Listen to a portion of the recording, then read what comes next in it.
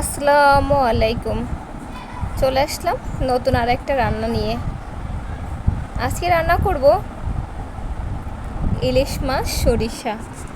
ইলিশটা মাশাআল্লাহ দিলে অনেক বড়, এই যে একটা প্লেটের সমান অনেক বড় একটা ইলিশ মাছ নিয়ে আসছি আমি।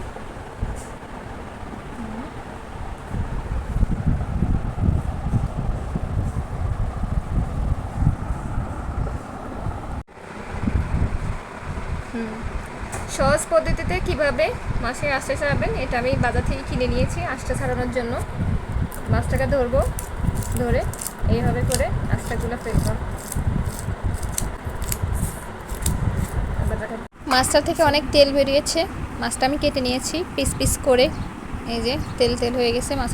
এখানে আমি মিক্সার ব্লেন্ডারে কাঁচামরিচগুলো দিয়ে দিলাম, পরিমাণ মতো পেঁয়াজ দিয়ে দিলাম। এখানে কালো সরিষা নেওয়া হয়েছে, সরিষাগুলো দিয়ে দিলাম পরিমাণ মতো। আর একটু সরিষা দিব। সরিষা, পেঁয়াজ, কাঁচামরিচ দিয়ে দেওয়া হয়েছে। এখন এটা ভালো করে ব্লেন্ডার করে নিই। সরিষা, কাঁচামরিচ, পেঁয়াজ, হালকা পরিমাণ একটু লবণ, একটু হলুদ দিয়ে আমি ভালো করে ব্লেন্ডার করে নিয়েছি। আমি এবার এটা তেলের ভিতরে ছেড়ে দিব।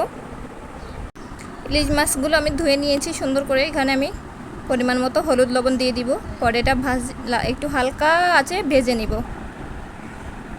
এবার আমি লবণ দিয়ে দিয়েছি, হলুদ দিয়ে দিয়েছি, হালকা করে আছে এটা একটু ভেজে নিব।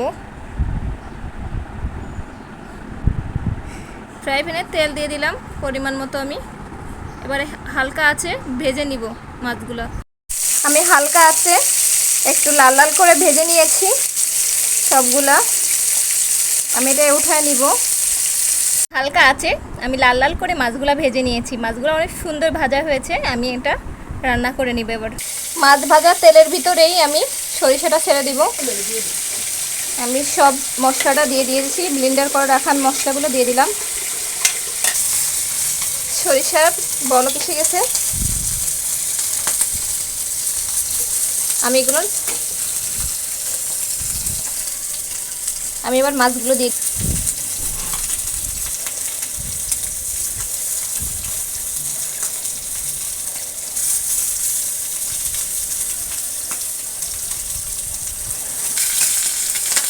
মাছগুলো আমি সব দিয়ে দিয়েছি। এখন একটু হালকা জাল হবে, পরে একটু পরে আমি ঢেকে দিব।